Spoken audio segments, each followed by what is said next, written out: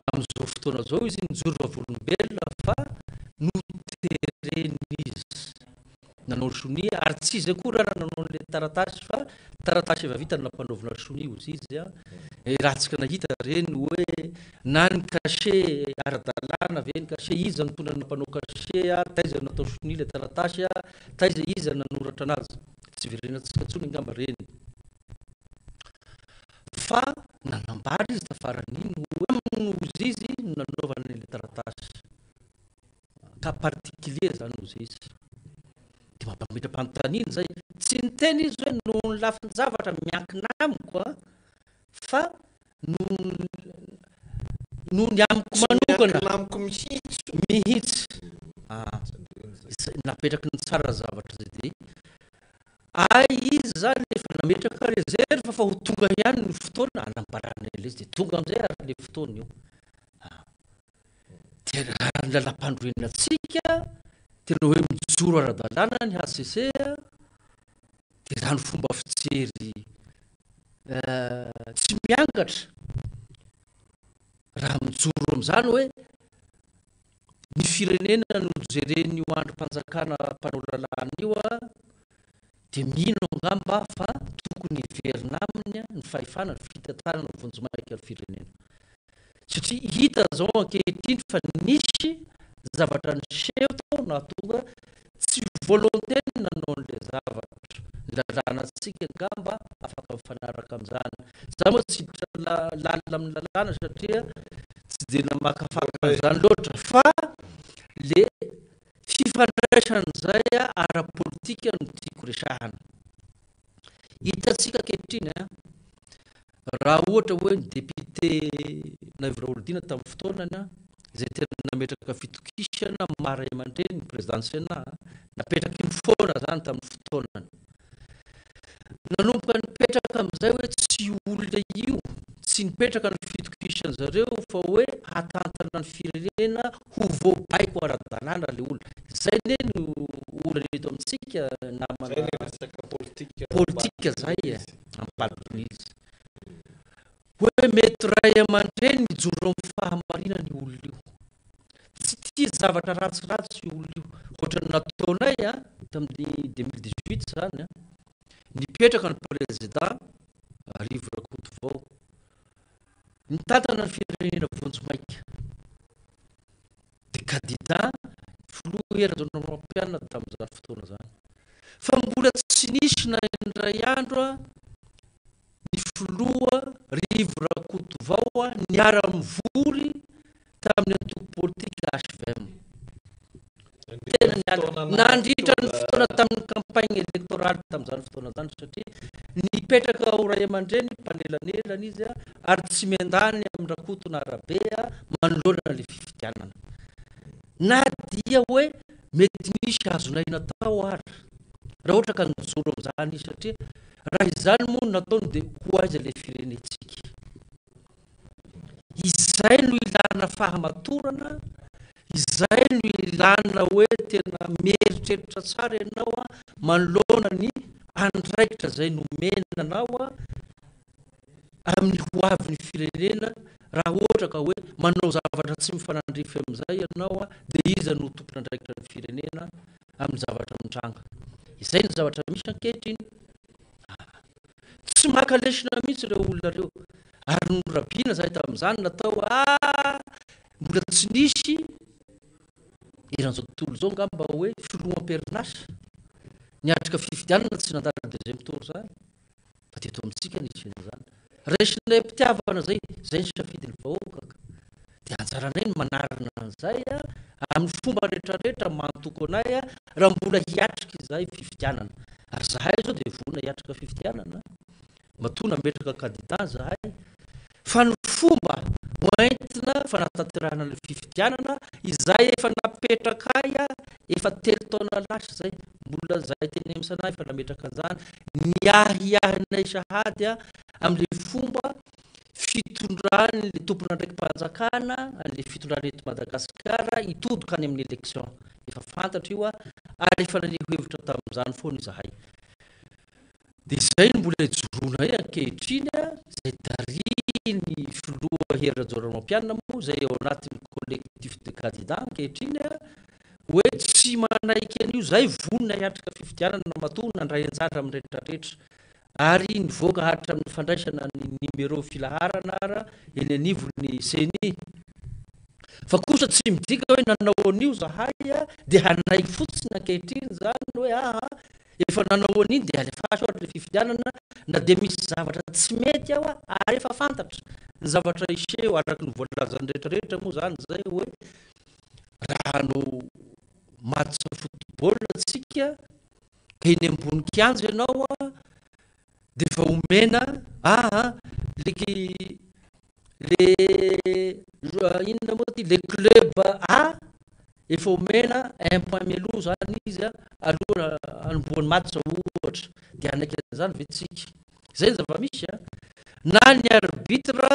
miaraka maillot efa mitovy maillot amin'le club B nefa tsy kato zay faninana amin'le izy dia hoentiny eritreritra madio ianao fa hoe fananana le zavatra atao nefa efa hitanao ao anatin'le zavatra hoe efa mitongilana ny arbitre angamba tsy andany fotoana amin'izany tsika hoe handreran-teny eny fotsiny fa leo mba tsy hatongavana ary ny zavatra hiahinany namanenikaja manoloana n'ity fifidianana indray mitoraka ity dia efa fantatra fa tsy hitondra fitonina eto amin'ny firenena ary vao maika ikorosofahana sy fanapotehana ny fiainan'ny vahoaka malagasy raha ohatra ka horitina ho tereko matraka ohatra ny volompijaja ny hidirantsika ao amin'ny fifidianana amin'izao endriny zao izay no ijoroanay ijoroany atoko HVM miaraka amin'ireo collectif de candidat maneho ny heviny fa hoe tsy mety io itsika le fantariko faharoa teo hoe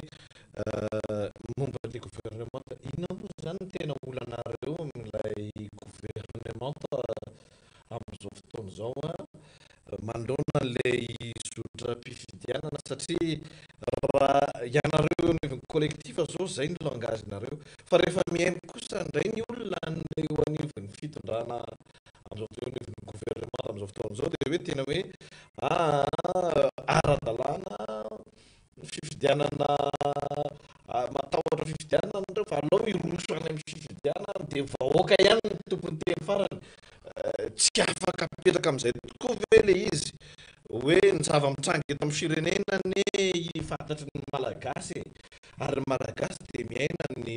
fiainany davanandro ny malagasy tokoa ny tompony teny farany amin'ny fitantanana firenena na tiatsika na tsy tiatsika ary fotoana iverenany fa efa ny ampirilatan ny olom-pirenena tokoa ny fifidianana ka raha tena marina ny cause na ny antony ijoroanareo inona ny tsy hamafana iny ray mandeha ny fitondrana any radio amin'ny alalan'ny fandresena mihezanezana amin'ny fifidianana ny olana ny namanenikaza ianao miteny hoe gouvernement juge parti izy raisika fotsiny prime ministre tsay Christian eny taonany zao no eo amin'ny toerany zahay no nametraka an'io tamin'ny fotoanany zay nisy niny acte nataony HCC tamin'ny fotoanany ary nekeny filoera zoromampiana nampitiavana zany pour l'intérêt supérieur de la nation nijery lavitra izy satria zany filoera zoromampiana zany tsy ekeny eritreritry ny mihitsy hoe misy fihetsiketsehana hidina zavatra ka ny vahoaka no atao sorona izay niny anomezana tsiny anay ankehitriny hoe tsy vakinareo trésumé malemy loatra nareo ohatran'izao amon'olona ve zany ny collectif de candidat dia zay vao hita hoe mahery aneo ny zavatra niseho tamin'ny 2009 zay ve ny zavatra tiatsika eto averina amin'ny firenena dia zay zany vao tenenina hoe tena matanjaka tokoa ny collectif de candidat satria nanao sorona ny vahoaka tsy hanao an'izany misy ny collectif de candidat maneho hevitra zay amin'ny toerana rehetra dia azonao anehoaka hevitra fa tsy manaiky ny zavatra miseho eto amin'ny firenena ianao fa tsy midika handratr'olona hamaky tomobilin'olona andoro zavatra tsy aroa fa efa fanehoako hevitra lehibe io ka izay no ampidirako anao amin'ny resaka hoe gouvernement nametraka an'le fanapaka-hevitra iny ny ACC tamin'ny 2018 hoe soloina ny gouvernement rehetrarehetra iaraha amin'ny tantana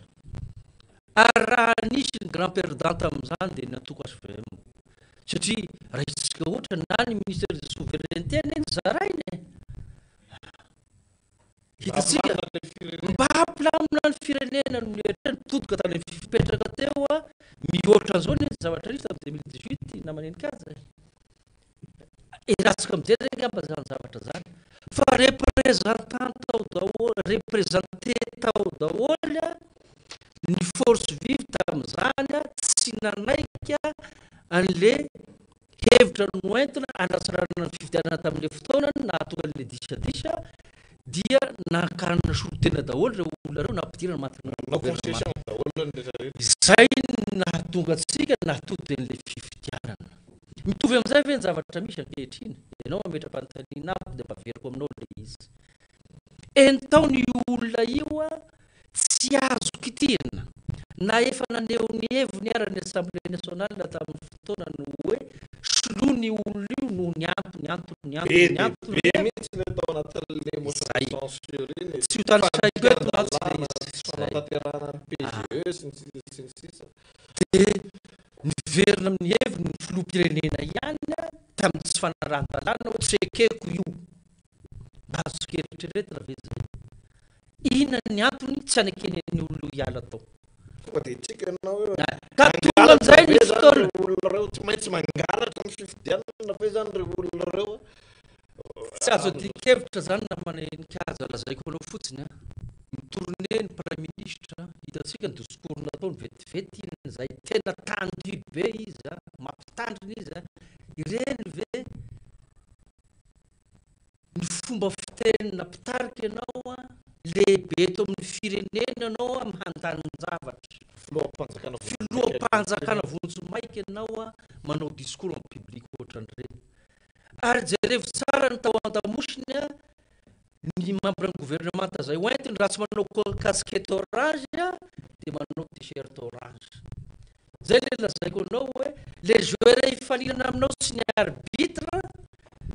efa miandany amin'le club anankiray ve dia mbo hanao forcine fosiny tsika hanatrika le fananana eo ane le ahiahy tsy misy matahotra fifidianana eto namana enikazo ohatranay HVM manokana nahatonga anay tsy nandray antsara tamin'ny fifidianana zay nisesy talohan'ty fifidianana ity dia nanomateny izahay satria fantatray ny faharesenay tamin'ny 2018 dia tsy maintsy nanao recul aloha zahay nandiny tena hoe inona zavatra tsy mety inona marina ny tena faharesena nisy teo amintsika nanomana ny olonay zahay ny base rehetrarehetra indrindra fa ny commune eto Madagasikara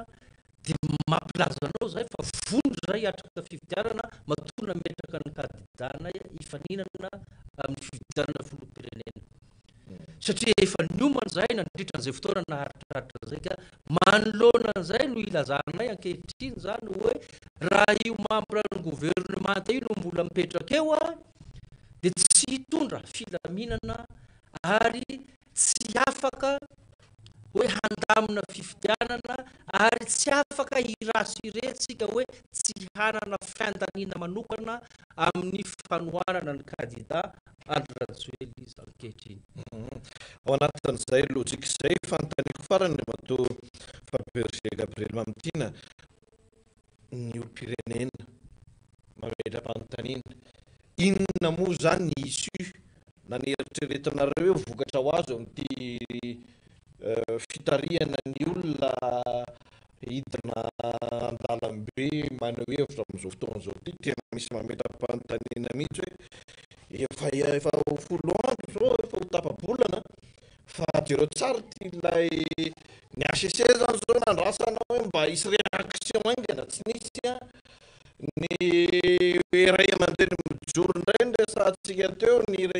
filohan'ny Sénat ny FFKM moa reny ny antso natao tsinitsinina ny filohan'ny Sénat io namoaka ny zavatra marina ny ainany io ary sarotra ny eritreretana hoe dia tena andainga momba ny zanaka nateraka sy ny fandrahonana miantrany zany ray aman-dreny zany. Inona ny eritreretinareo hoe zavatra mety hiova amin'izao filaminana hitondranareo ny vahoaka resy lahatra amin'ilay fitetezana faritra maromaro ozy ianao teo hoe tsy vaky 13 mai sisa fa dia ny sary tokoa aloha dia ohatrany hoe miona kely etsinareo adiny ray dia alefa ny olona mandeha dia rapitsondray dia inona fa dia mandeha ihany mandeha mandato zy ny tanora fa tsy misy zavatra tena hitanao hoe azo tsapaina hoe iny ara fa noho ny fijoroan'ilay collectif des candidats dia niova ny comportement ny gouvernement, noho ny fijoroan'ny collectif des candidats dia mba niova ihany koa ny fomba mampihetsiky ny fitsarana avy momba lalam-panorenana mialatsiny any tenenao aza miangatra kosa namana ilikaja aloha aza miangatra tsika fa misy impact lehibe mihitsy ny hetsika ataony 11 candidats raha eo amin'ny communauté internationale kosa sy communauté rery tenenao zay ianao fa mieritreritra raha ohatra ka tsy nijoro ny collectif des candidats izay naneho hevitra ary niresahany président Sénat matetika nankatahany hevitra nijoroana nieritreritra venao fa hamoaka ny fahamarinana izy ankehitriny raha tsy nisy ny collectif des candidats fa resena le zany fijoroana le collectif des candidats no nahatonga ny oraka io tena raha tsy nijoro zany collectif des candidats dia fa nandeha hoazy zany firenentsika na ny marina efa hitantsika fanapotehana ankehitrina izay nijoro tamin'ny fifofona na ny ain'le olona araka ny voalazany ankehitrina tsy nivoaka zany raha tsy nijoro ny seho hanohitra ny tsy fahamarinana ny collectif des candidats fandresenany zany ny katsy ary tsy mbola fantatsika ny amin'ny herinandro ty ianao ve dia mieritreritra fa hoe avory ny ina moa ty ny mpanakanto rehetrarehetra izay sangany eto Madagasikara hoentina amin'ny fiaramanidina manokana amorin'olona eny hoeny adiny ray mahery le présentation an'le artiste fotsiny lazaiko anao fa ery pouvermainy reny ery pouvermainy any dia ianao hoe mieritreritra fa andeha fifidianana io amin'izao endreny zao na hoe dia manao hoe didrangiry fotsiny izy miala ny zava-misy eto ary hitatsika angamba ny antso ny FFKM rehefa nizigizina amin'ny heviny filoham-pirenena ilatsaka fidina 1 hitatsika angamba ankehitriny fa efa misy sotenany ery zareo mivory any nefa tsy nisy zany izany ve no ilazantsika ankehitriny hoe tsy hanany eritreritra ho tody amin'le tanjony eritreretina ny collectif des candidats zahay dia mbola manamafy ankehitriny amin'ny hevitra hijoroanay fa tsy hijanona ny hetsika ary eto dia mampahatsiahy ny vahoaka malagasy tsika rehetra zay manaraka ny onjam-peo tya amin'ny fampizarana fa raha izao no zava-misy ankehitriny inona no avy ny zanatsika sy ny taranakatsika raha piso afaka piso izay ne no entanay foana namana enikazy ohatra 2,4 ny kilobaly ankehitriny raha ireo mpitarika reo tsy sika angamba mba azoko lazaina mbola moyenne tsika mbola afaka mividy vary nahatra amina 5 000 ariary le kilo sika zalo tsy mahazaka zany monsieur le sénateur zay ary le izy zaka zany zao rehefa na ianao tsy mahazaka an'izay fa le vahoaka madinika ara iza no hiady ho azy raha tsy mijoro tsika raha tsy mijoro reo ray aman-dreny reo aiza moa ianao nahita ny tantara eran'izao tontolo izao hoe ny 11 protagoniste mpifaninana ireo filazana andreo satria latsaka ho fidirana toerana anankiray ny hoe dina dia inona mikambakevitra amin'ny zavatra anankiray dia ny hoavin'ny firenena aiza ianao nahita an'izany raha ny tantara fitiavan'izany gasikaraka izany no anentanantsika ny vahoaka malagasy tsy mitarika ny vahoaka atao sorontsika tsy anapotika an'ireo vahoaka ireo tsika fa manentana ny vahoaka kosa ho tonga saina amin'ny zavatra tsy mety ary efa fantatsika ny zavatra iseho raha pitso afaka pitso dia hoana ny anekentsika an'izay ankehitriny tsy afaka miantisiper zay ve tsika ka tsy androany ihany no hidirana eto na hitondrana ny hevitra fa zay ngamba ny azo naseho androany dia ho hitatsika eo ny toiny fa dia misaotra besaka amin'ny fanasana eto amin'ity plateaunareo ty fa dia makasitraka indrindra tompo eny ary makasitraka ny lolo Madagasikara teo aloha fa berger Gabriel Mamtina efa itsiny namana fanira zafimanantany efa be dia be nareo ny miantso manahoana ny eny Kianja amin'izao fotoana izao misaotra anao andre matolo olona ny vahiny teto dia zao anaraka ambiance amin'izay avy hatrany ary aloha tsika dia asesitsika eo ny vidéo mivantana avy eny Kianja amin'ity androany ity tao azy.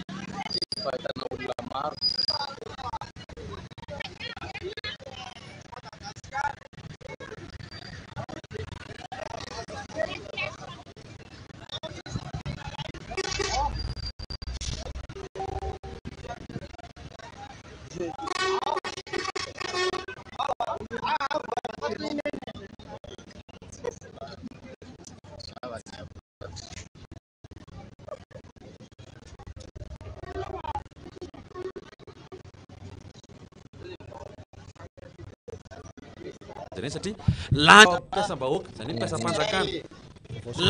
lany any amin'ny tsy manderaka ny tokony ho izy raha ny vaovao voaray aloha teo tamin'ny zatsy teo tsy nanisy ihany ny fampitana fitaovam-panjakana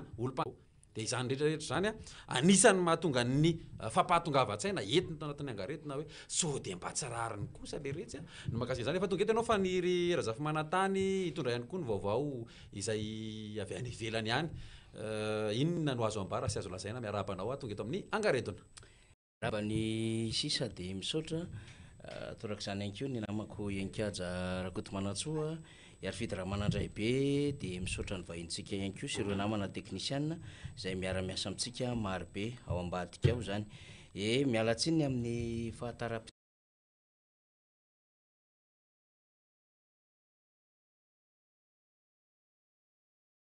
vaovao efa miainga amin'izao fotoana zao mba ahitantsika ny ambiance zany ho an'ireo izay hanaraka ny filaharan'ny candidat ampilaminana no hanarahana izay filaharan'ireo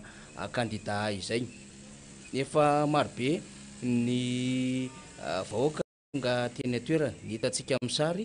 dia ny candidat Andreny Anarivelo, ny candidat Rajonary Mampianina, ny candidat Tsetson Jean-Jacques, ny candidat Marc Ravalomanana ve zany hita ery amin'ny sisiny zany maromaro reo mpiaradia zany eny amin'ity toerany ity ary ny avy any amin'ireo toerana samihafa na toerana samihafa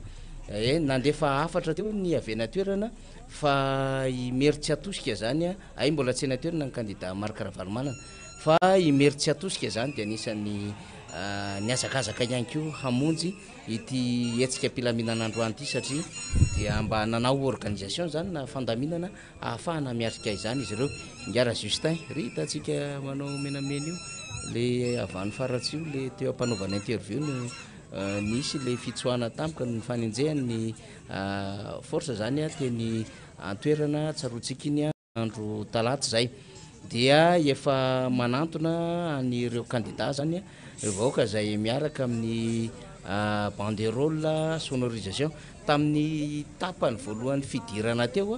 dia ny fiomakomana nireo olo-pirenena miaraka tamin'ny banderole no nalefa tamitsika teo fa izao ndray zany dia efa fahatongavan'ny candidat ary hanatona nireo olo-pirenena zany maka sisiny ireo candidat fa miezaka mandeha ihany ireo fiarakodia zany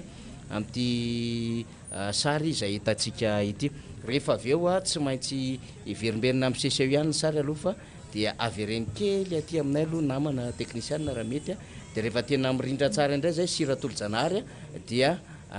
ay eny ary alefa soary ny enakanja aloha zany ny afatra tonga aty aminay aty araky ny afatra zay ato anatin'ny somesy de hoe iangaviana reo olo-pirenena zay manao ny hetsika ampilaminana mba hijery tsara reo manodidina azy am'izao zava-mitranga izao zany hoe ireo olo-pirenena zany zay mandeha eny amty toerana ity zany dia iangaviana mba hijery tsara an'ireo olona zay manodidina zany satria tsy kely lalana tokoa ny ratsy ary betsaka ny fizaram-bavao zay azotsika namana enkajy am'izao marainy zao ny ariananina ny atsananina sy ny sisa dia izay zany no afatra apitainy reo mpikarakara zay tonga ty amitsika ny amin'ny hoe samy hijery sy andinika zany ny am'ireo manakaiky manodidina amty hetsika ity zany ary tsy ho tratrany zay hoe provocation na hoe fiantsina ao anatina fanakorotanina zay no porofona zany satria tao anatin'zay andro maromaro nanaovana ny hetsika zay andray efa eo amin'ny tapabolana io zay dia ampilaminana no nitondrano reo collectif de candidat izany hetsika izany ka zay no fampitakafatra zay voarahitsika hatrany hatrany amin'ny hoe aoka isika samy amantatra ireo eny amin'ny lalana rehetrarehetra eny satria dia misy ny fahazomba-vao samihafa ary efa mizara am'zany fahazomba-vao zany ny enan-kianjeny ary any am'ireo toerana zay nahazona izany fahazomba-vao zany ho ny afatra zay voarahitsika dia mametraka fahimalona tsara ireo service d'ordre zany na ny fitandrona ny filaminana anatiny reo collectif ny candidat am'ireo toerana zay nahazona ny fizaram-bavao ny amin'ny hoe misy ohatran'zao na misy ohatran'zao dia zay le fahimalona zany apetraka reo mpiaradia sy ireo mandrindra ny filaminan'ireo collectif de candidat zany zay amin'ny akabeany fa miandry isika tena miandry isika zay zavatra iseho am'ty androany ity satria iny ny dibe ny candidat fa manomboka voaraitsika zany ny sary am'izao fotoana izao namana enkajy ny filomarika ravalomana nefa mandray ny filaharana ny candidat Jean-Jacques Ratsetson candidat Adjoindreny Anarivelo ny candidat Rajonary Mapianina ny solotenan'ny candidat Robel Andry ny solotenan'ny candidat Roland Ratsiraka mbola miandry ny fahatongavany ny candidat sasantsika satria tokony hita anatin'izao ny candidat Lalaina ny candidat Taina Razafinjoelina ny candidat Brunel ny candidat Cité ny candidat Paraine Auguste zany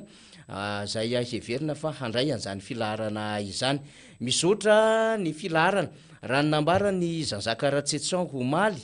tamin'ny fanehoan-keviny tamina fahitalavitra radio fahitalavitra rahavavy moa zany fa mialatsy indrindra de hoe ho lavalava ty filaharany ty ka izay zany no antony mahatonga an'izay hoe efa nampiomana ny am'ireo vahoaka marobe mamadika kasikety misy andriamatoa Jean-Jacques Ratsetson raha iny lalana iny sy ratolo-janahary ankajy Rakoto Manantsoa raha iny lalana iny azotsika antoka zany iny lalana iny fa avy aty ampasika dia mandeha manaraka moramora iny lay iazo anandotam-penaka aty amin'ny coco zay moa ka mifiantso an'iny zany misy ohatry lo zay ao de misy ohatry coco artificiel zay zay zany fijeritsika n'iny lalana iny fa tsy le lalana zay avaty amin'ny akanifaly na étoile rouge zay ngamba no fijeritsika n'iny miandry oui ay zay mihitsy mamaly na manena toerana zay maheno atsika lalan'ny CDA zay zany le izy nikajy iny lalana iny zay le teneniko hoe lalana mihazo any kokoa iaho eo am'le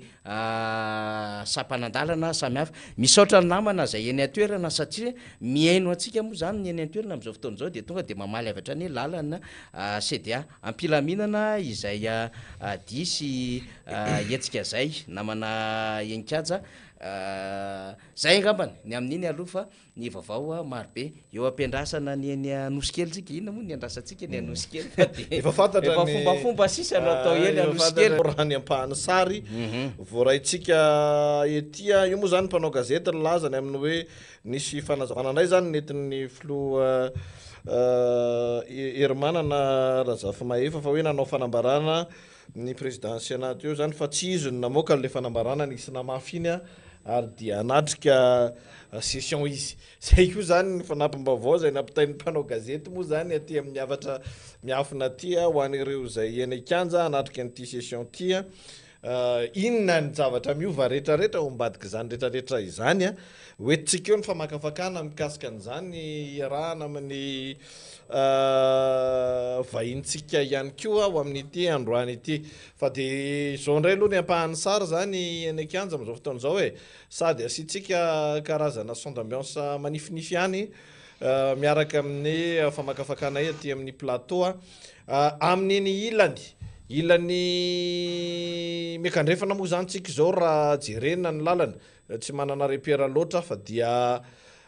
milamina zany ity diabe ity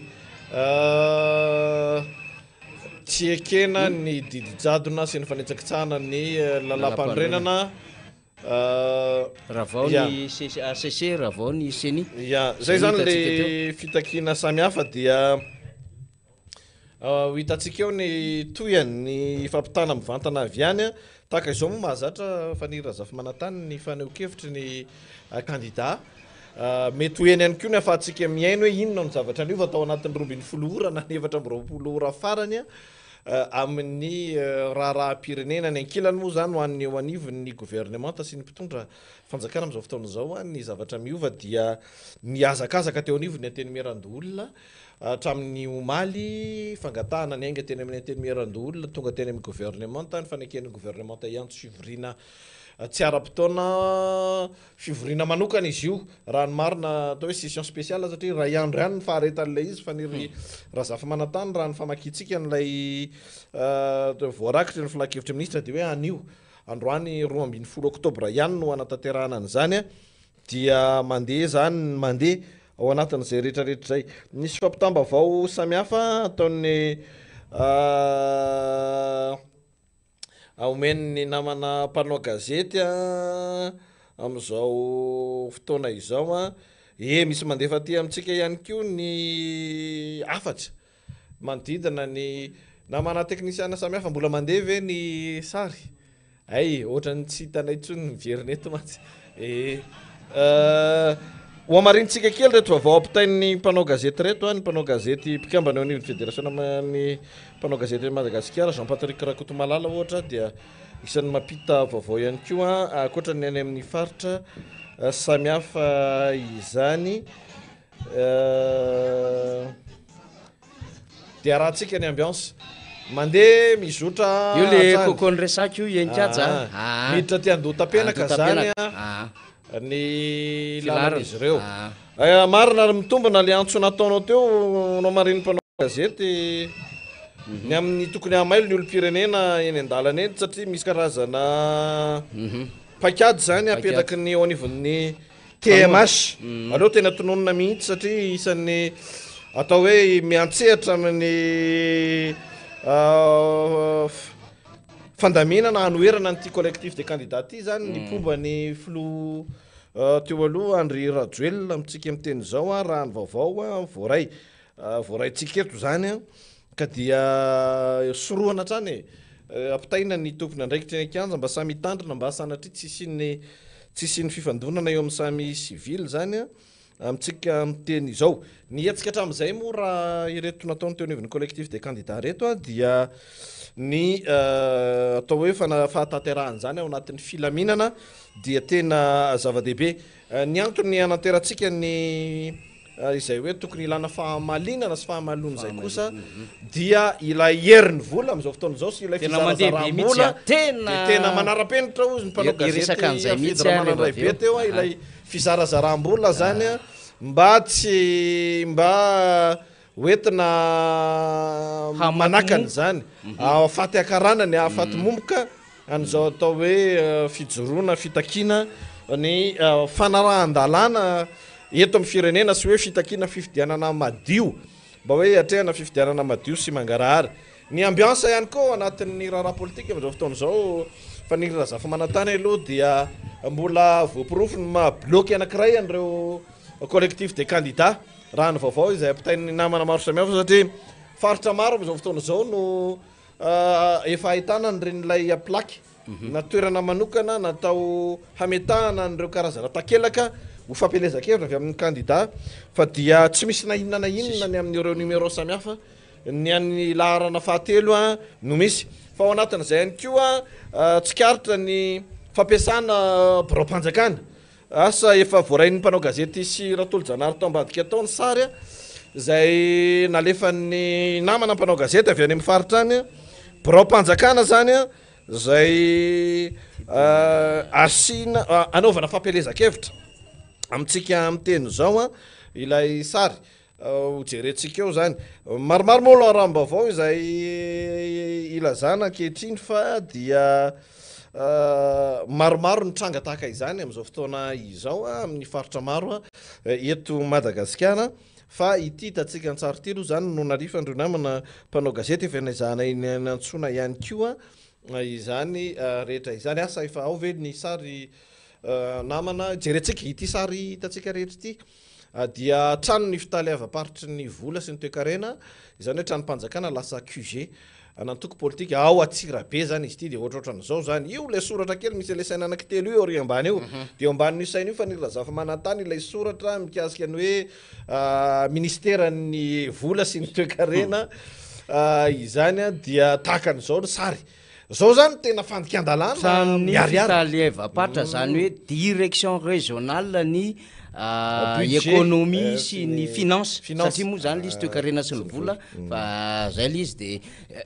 tony zany a enikaja rakoto manatsoa le hoe tena fampiasana ny trano-mpanjakana de zany ny anairana hoe aizany seni amina trangan-javatra ohatran'izao efa tena marobe a lay tranga zay andresahan'ny olo-pirenena rehetra io marain'io zao tsika de nahazo vaovao ny any avaradrano any a fariparitra ny akadikely any amin'ny hoe misy ray aman-dren'ny mpianatra tsona dia resahana ny amin'ny tsidirana ao anatin'ny antoko ny volomboasary a itsika de nahareny amin'ny hoe misy fizarana lela vola ety seroa mandeha be mihitsy am'izao fotoana izao zany a ary misy fanaparitahana tikety eo aloha de miasa zany am'izao fotoana izao misy fitaomana olona ihany koa hiditra anatina fiara fitaterana tahaka izay efa nambarany ary fidiramanandray be teo a dia entina mandendeha etseroa akoatran'le hoe reo fiara-mpanjakana ny loko amin'ny loko mena ny plakiny zany a dia nisy namadika amin'ny plaka mainty a sy reo hoe tsindry samihafa omena mpampianatra sy reo tale isan-karazany zay amiodina sy mandeha am'izao fotoana izao zay no anarana le amin'ny hoe mbola resy lahatra veny seni fa tena madio a mangarahara le fifidianana ary mbola ho resy lahatra veny seni fa tena hoekeny rehetra ny voka-pifidianana ho avy eo raha toa aza ka ny fanjakana zay tokony hampiatra an'izay hoe tsy fitany lana ara-politika ary raha toa ka hoe ny seni zay tokony hampiatra ary hanao rappel à l'ordre hitena anasazy mihitsy aza am'izay candidat mampiasa ny fitaovam-panjakana mampiasa ny trano-mpanjakana mampiasa ny olo-mpanjakana ary mampifangaro amin'ny volam-panjakana amina raha-pampelezan-kevitra tahaka izao de manana andraikitra lehibe hiteny am'izany ny seni fa zany moa zany efa nisy fotoana enikaja rakoto manatso efa nanairany leo vondriny candidat tany aloha tany tam'ty seni ty mba jerevinareo hoe na ny fomba fanehoan'ny candidat hevitra aza dia mangina fotsiny seni fa tsy mba malalaka amin'ny faneho-kevitra reo candidat sasany fa ho an'ny candidat larina fahatelo moa zany ho an'ny mpanohana azy dia mahazo maneho hevitra am'izay tiany anehoany hevitra izy mahazo mandeha am'izay tiany andehanana izy tsisy misakana tahaka n'izay nataon'le solombavam-baoaka iray teo Tananarivo renivohitra tsy ny sakana amin'ny fitandrona amin'ny filaminana ary tsy misy fanaparitahana tamin'ny bomba lacrymogène. De eo na ametrahantsika mazava ho azy tena misy fitongilana nyity raharaha ty ary efa tsy fanajana lalàna misesisesy mibaribary hita maso ary trantram-body omby ny zava-misy amin'izao fotoana izao. Ka raha ohatra ka mba misy meritreritra ihany fa misy an'izany atao hoe voamera-pirenena mahaleo tena io le izy io tratra mitsoahana le hoe ministère de l'économie et des finances zany de alao aloha tsy tongilana kely mihitsy région azaka tena zala région de la Sorda fiara io janonao maty anitsika janonao maty anitsika hoan'ny namana rehetra Sorda et des pensions région Vakinakaratra zay ny hitatsika tam'le le sary teo ahoana ny candidat manoloana an'ireny satria mitarika disqualification na fanasazina tsy handray anjara ao anatin'ny fifaninanana ny laharany candidat sy ny candidat manao an'ireny nikajarakoto manatsoa satria misesisesy tsika zany efa tsy mitanisa tsony talohany nametraha felany le hoe mpikambana ao anatin'ny gouvernemanta efa nanao io izy io dia zany de misy vaovao eno fanirazafa manatany hoe nampanofana sensesa zany ingia resaka mampime rehefa birao mpanjakana sitrany mpanjakana tsy fananan'olona manokana ifandraisana amina resaka fiainana antoko politika fa eto amitsika moa fanirazafa manatany efa mifangaro voraka hatramin'ny elany zany mifangaro voraka hatramin'ny elany ray mandeha any me zahay dia zanak'olona avy any amin'iny faritra itasy iny misy ray aman-dreny avy any fa efa hatrambola kely nanao vacances tao apefy nibirao an'ny poste tao apefy fa hatram'izany mbola kely ny hitako fa nandalo tany any ray mandeha fa nirazafa manatany fa niloko volomboasary se lokon'ny fitondrana am'izao fotoana zao le birao efa teo hatramin'ny elany tiana tenenina zany de tsotra hoe tsy mahagaga ny zavatra tahaka an'ireny tsy mahagaga zany fa isika olo-pirenena no mila mahalala sy mahita ary mandinika tsara sy mamakafaka ny zava-mitranga am'izao fotoana zao hoe mendrika sahazan'le Madagasikara ve miendrika hitantanana sy hitondrana ny firenena am'izao fotoana zao hitondrantsika aiza ty karazana fandikan-dalàna maro be manodidina ny resaka fifidianana ity mitondrantsika ho aiza ity atao hoe kiribiby hitondrana ny raharam-pirenena am'izao fotoana izao ity any amin'izay atao hoe lafiny tsy fifampianona tsy fampianoantsika itsony samy malagasy eto fa de mandeha ny ataontsika hoe démonstration na fanehoany ny eo anivony fitondram-panjakana am'izao fotoana zao fa tena enjana izy ireo amin'ny lafiny rehetrarehetra ary na inona ataon'izy ireo na misy olona folo na 10 na 100 na 10 milaza sy mikikany amin'io tsy hoe fandikan-dalàna dia tsy mihainon'izaniza ary tsy mirarahany zany ny anivony fitondram-panjakana raha ny endry zavatra am'izao fotoana zao fa dia asesy dia alefan'izy ireo araka izay tandrifiny ny saina tandrifiny ny eritreritra avokoa ny fitantanana izany fanontaniana mipetraka zany am'izao fotoana zao hoe mbola tafiditra ao anatin'ny raha tokony ataon'ny gouvernement ve no ataony tafiditra ao anatin'ny atao hoe manara-dalàna ve ny ataony ny anivony anteny-merandolona am'izao fotoana izao fa nirazafa manatany zany fanontaniana rehetra zany raha ny tena marina dia ny fitsarana avy momba lalam-panorenana no mijoro karazana andry miaro ny lalam-panorenana sy ny lalàna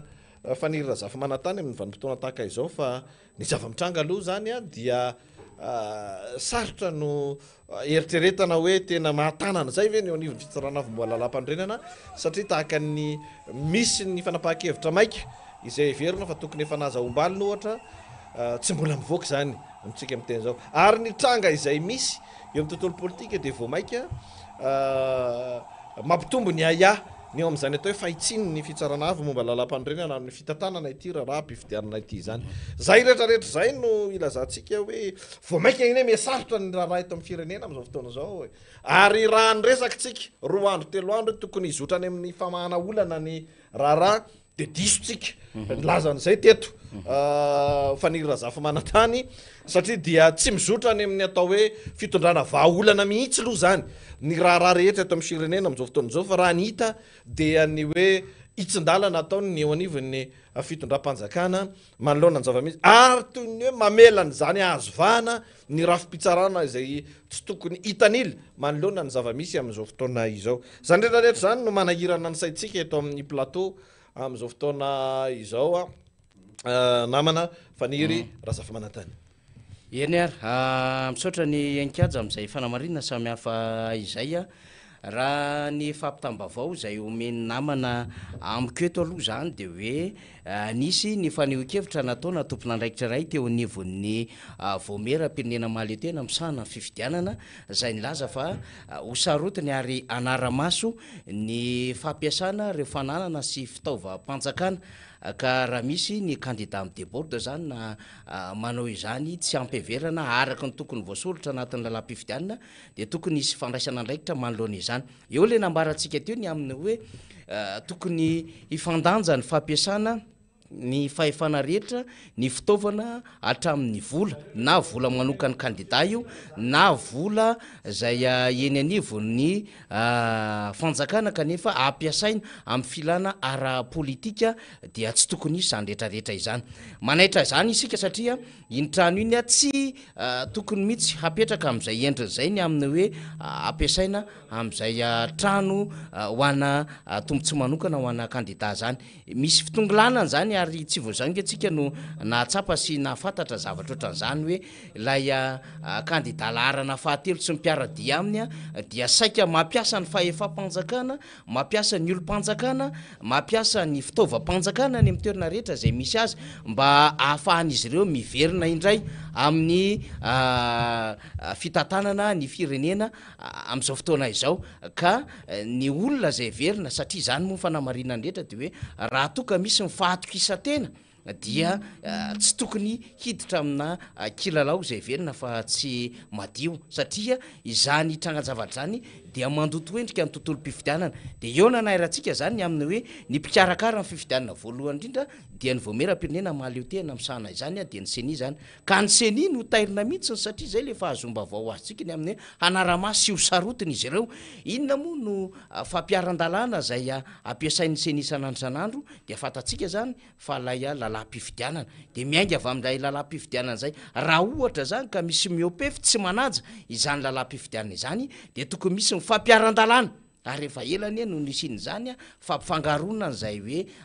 andraikitry ma tompona andraiky mpanjakana izany am'ilay hoe fironana manokana amina loko sy candidat anankiray zany ny sary hitatsika eto indray zany dia miverina kianja itsika ataotsika hoe kianja moa zany satria eny amin'ny lalana zany manaraka marobe ny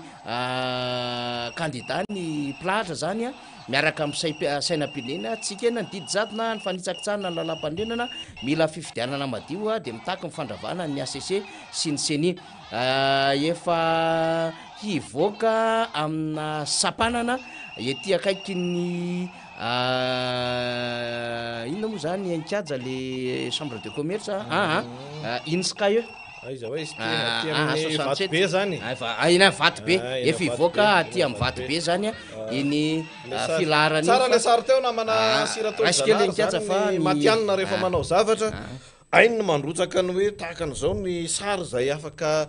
amalina ny etahitantsika ny tokantrano any amin'ny filaminany sary misy ihany mantsy satria surtena iny de mihetsiketsika ny sary de mandreraka ny masona mijery azy ara de tsy maintsy tandrovany zany ary tsay de ataovy an'le fenetra kely etsakilany etsy ny sur terrain namana siratolo-janary raha ohatra ka azontsika atao izany rehetrarehetra izany e plat moa zany na hoe marindrano ity toerana misy atsika ity mahitsy dia everina hoe raha misy ny sary na ahafahana mahita n'lay filaharana be any aoriana any dia tsara indrindra zay ho an'ny mpanao gazety eny akianja manoloana ny havana zany ny filaharana am'izao fotoana zao ary de milamina tsy misy olana mihitsy ary dia ny mpivarotra mivarotra ny mpandeha mandeha ny maneo ny heviny sy ny fihetsiketsehana mandeha ary de ny kopakopaka samy hafa ihany koa mandeha tsy misy fandrobana ary de voaja mitovy ny fenitra hatramin'izay ny anaovany reto teo anivony collectif de candidat reto ny hetsika fa de mitovy tanteraka azo antoka zany fa raha sanatria aza ka misy ny mety hoe fanakorontanina de tsy ho avy amin'izy ireo mihitsy zany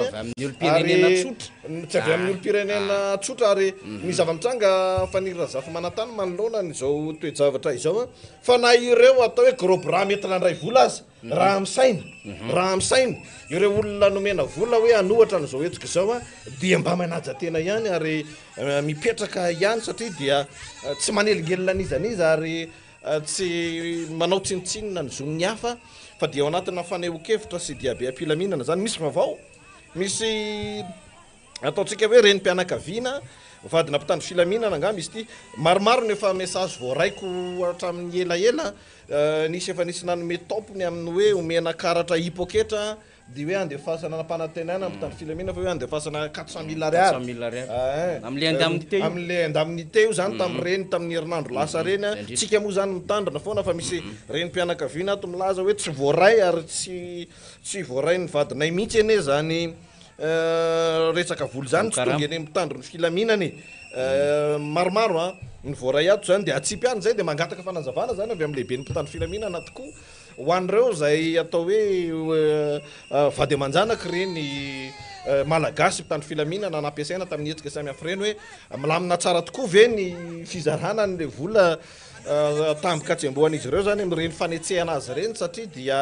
malaza moa ny hoe 2 milliards d'ariary raha tsy diso fa nirira zafy manantany hoe vola nomena faraparany reny ho an'ny fitandronan'ny filaminana kanefa misy fanamariana maromaro dia everitsika fa mendrika fanazavana mahitsy ny mikasika izany satria misy karazana antsoantso ihany voaray zany manoloana n'izay resabola izay ataona moa fa dia resahantsika zany fa tsy safidiny reny mpitandro filaminana reny mantsy ny hoe nanao an'ireny fihetsika na famoretany reny zay nampifohany zao tontolo zao tamin'ny toromasony mihitsy nanetsika ny firenena mikambana nanetsika ny vondrona européenne ny transparence internationale sy ny sisa nanaitra ny rehetra fa dia asa no nataon'izy ireny baiko no nitanteran'izy ireny ary nampanantenaina valokatsemboana sy tambokarama izy ireny mametra-panontaniana zany ny vady aman-janaka hoe ahoana satria mbola misy zany fanotanitsika moa izy rehetra ve mbola tsy nandray sa efa misy any no mahazo fa dia ny tombatombana zay mihitsy le izy ny resaka ato ary anangatsika tombatombana mitandrina mantsika miresaka le sujet fa ny razafy manantany satria mamatianina amin'ity asa fanaovan-gazety ity zany dia misy ny hoe tranga azotsika apetraka ho fanontaniana misy ny vaovao izay azotsika mbara avy hatrany ary misy kosa ny tsy azotsika lazaina aloha no ny fepetra samihafa mbola tsy feno dia raha nikasika n'ity raharaha ty zany dia ny aiasy ny tombatomba ny ireo mbola tsy nahazo vola amin'ny ankonan'ireo mpitandro filaminana milaza hoe sao de laniny any ambony any fa tsy tafidina any amin'izy ireo ity resaka vola resahana ity am'izao fotoan'izao satria mba mila vola ihany koa zany izy ireo dia atsipitsika zay mizotra ampilaminana ny anekanja amitsika teny zao ao anatin'izay hetsiky ny candidat 20 izay zany misy mametra-panontaniana ato izahantsika hovaliana hoe iroso amin'ny fampelezan-kevitra ihany angany candidat 20 asa aloha raha ny zava-misy sy ny langage nampiasain'izy ireo hatreto dia hoe miaraka izy ireo fa tsy misaraka fa izay fiovana moa zany dia ho hitantsika eo ihany ny fivoaran'ny vaovao mikasika izany fa dia tsy afaka ny hoe isolotena azy ireo isika hoe amaly an'izay zava-mitranga izay fa ny zava-misy aina-kianja dia hoe ahitana solotena daholo ireo candidat rehetra ireo amitsika miteny zao zany ka vaovao ihany koa fa ny razafy manantany misy milaza hoe ny aty aminay indray tsy ny tranom-panjakana fa nympiasa-panjakana mihitsy metsy io mantsiny amin'ny resaka raharam-pirenena faniry dia misy hoe tranga zany izay tsy maintsy ny olo-pirenena eny fotony eny no mandray atana anazy raha ohatra zany tsika ka mahita tsy fanarahan-dalàna dia tena afaka mijoro mihitsy milaza sy manatitratitra ny tsy fisian'ny fanarahan-dalàna efa zava-dehibe ny fampitanareo aty aminay olo-pirenena aty aminay mpanao gazety no hoe fandikan-dalàna hitanareo fa ilay fijoroana any amin'ny faritra fahasahina amin'ny teny maneho hevitra ary tsy manaiky an'izany fandikan-dalàna zany ihany koa amin'ny sehatra misy anareo azy dia efa tena hoe zava-dehibe ary andraikitra amin'ny maha olo-pirenena mandeha ihany moa zany ny diabe am'izao fotoana zao efa afaka teo am'izao efa hitrakaiky ny fopy zany aty amin'ny misy ny paka aty zany aty amin'ny fopy aty no misy am'izao fotoana izao dia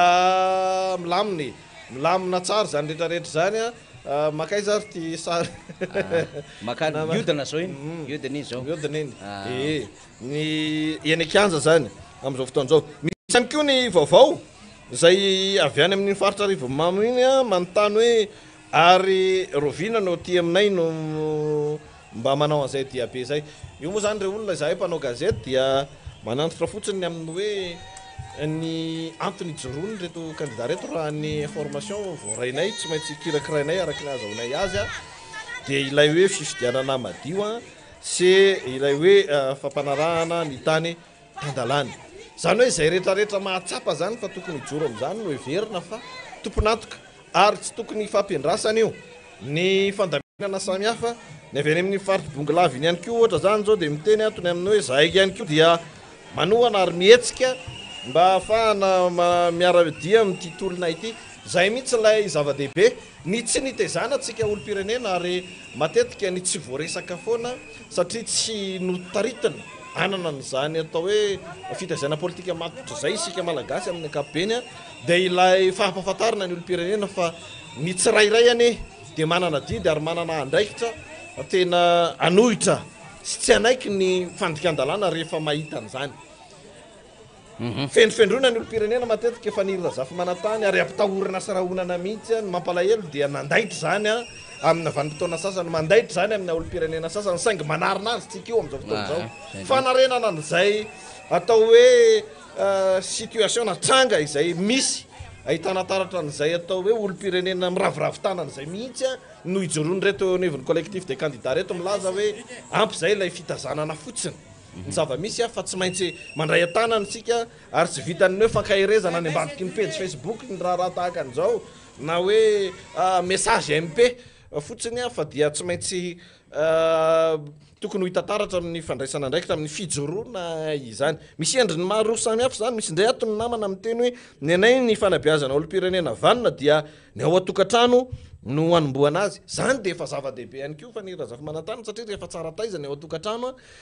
dia miteraka olo-pirenena mahalala ny adidy sy ny andraikiny zany rehefa ny olo-pirenena no mahalala ny adidy ny andraikitra ary ny zony feno dia manomboka eo ny fatahoran'ireo nomena fahefana azy zany hoe lasa olo-pirenena atahoran'ny mpanao politika zany a dia mipetraka ho azy ny arofanina ao anatin'ilay fitantanana firenena dia miena ny fioarana makany amin'ny fandikan-dalàna zay no mahazava-dehibe ny andraikitry ny olo-pirenena ne ilay famerana n'ilay atao hoe mety fandikan-dalàna na ranararota pahefana izany dia nietsika tahaka izao ataon'ny collectif de candidat zao fa nirazafy manantany no azo ambara fa isan'ny mitarika any anatin'izany fikolokoloana ny olo-pirenena ho olona tompona andraikitra ka tokony ho atahorany mpanao politika eto amin'ny firenena izany amin'izao fotoan'izao maninona moa zany no azavaintsika maninona zany no ambaratsika tsotra ny antony satria dia misy hatrany ny miresaka ny amin'ny hoe fanakorontanana ny raharaha tahaka an'izao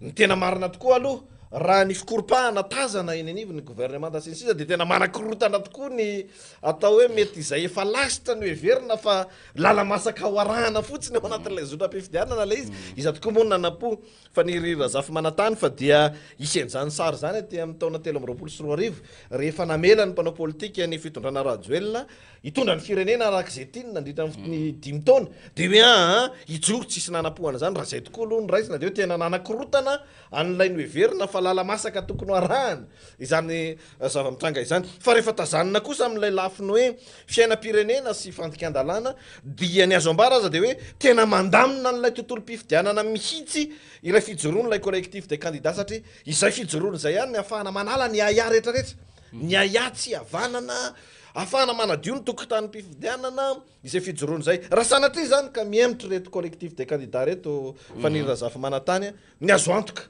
dia hoe ireo tsy fanarahan-dalàna samihafa izay efa nambaratsika ny hitondrana porofo sy ny sisa dia ho lasa fomba mampanao ary dia tsy fantatritsika tsony raha izao no hoe tsy mahomby izany fitakena fifidianana madio zany hoe afaka 20 ve sa 30 sa 50 taona aneriana ny ray vao isy izay fanavozana sy ataontsika hoe fanitsina ny lalakombana sy ny famerenana ny rehetra ao anatin'ny fanarahan-dalàna zay faniry razafy manantany le fanakorontanina ny resahany nikaja tao mankoa azo adika mihitsy ny raha ho an'ity gouvernement ty dia hoe fanakorontanana ny institution fanakorontanana ny élection mihitsy amin'ny akabeany ary fanakorontanana ny administration zay zany zava-misy am'izao fotoana zao raha raisitsika tsiraidray zany hoe institution zany ny androm-panjakana de fatatsika tsara ny zava-misy eo anivon'ny anteny-merandolona fa tonga mihitsy hatramin'ny fiantsona fivoriana tsy ara-potoana ary io misy lafin-javatra marobe na amin'ny endriny na amin'ny votoatiny zany fivoriana tsy ara-potoana izany mbola azotsika hoentina tsara ao anatin'ny fanadihadiana fa tsika moa rehefa malalaka de hitondra an'izay fa fanakorotana ihany ko satria lasa tsy maro toerana itsony zany lay ACC manoloana n'lay hoe faniriny le gouvernement hifandrombonana te hitatana firenena ary faniriny lay présidence na président république teo aloha mba hiverina amin'ilay fitatanana ny raharam-panjakana indray ka lasa ohatrany hoe motera lay eo anivon'ny ACC de zay tonga rehetra ao dia ohatrany hoe taratasy alefa any imposte ozy ary fidiramana ndray be teo takony hoe alefa fotsiny ihany fa tsisy praraly izy nefa ity Madagasikara ity de na mpianatra hanao lalàna na mpianatra hanoratra lalàna satria misy an'izay mihitsy misy mpianatra natao handinika sy hamaky lalàna misy ny natao hanoratra lalàna de ohatrany hoe tsisy dikany daholo reny mpianatra malagasy reny zany reny ray aman-dreny am'izao fotoana zao fa zay tena ataony reto tompon'andraikitra reto eo anivony zany hoe gouvernement izany de lasa mikorotana ho isika le institution zany zavatra tsikaritra zany ary nanylazany eviny ary le institution tamin'ny alalan'ny assemblée nationale de hoe no zany re azon-damosina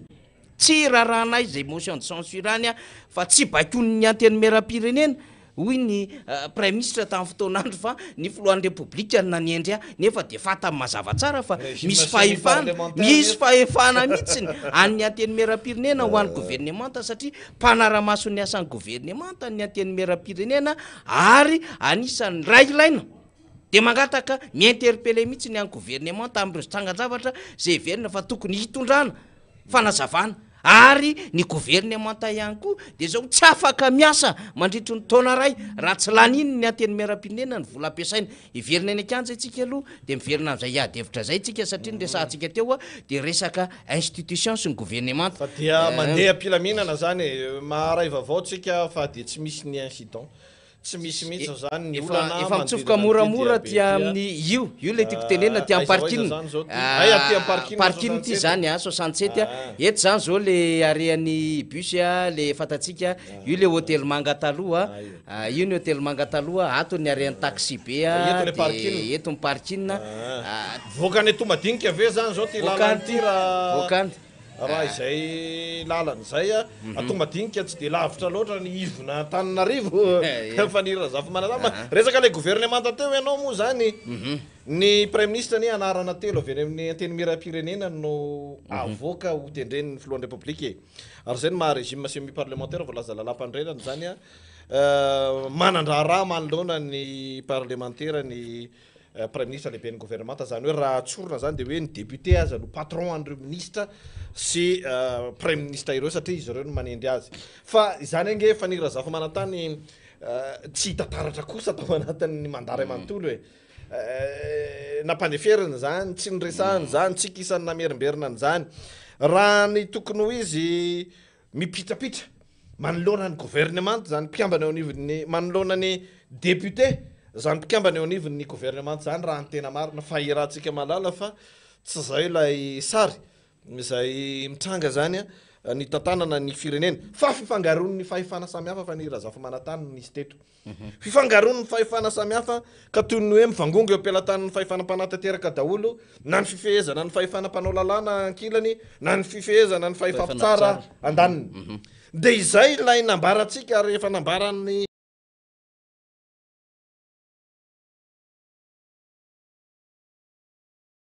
efa natao nandritra ny taona maro ny amin'ny hoe iteradozany zany ny firenena satria dia andehanao zay daniny kiboneto zany zay rehetra manam-pahefana raha izao no ambara hoe fenitra fampifanaovana politika de io tsika mahita azy fanira zafy manatany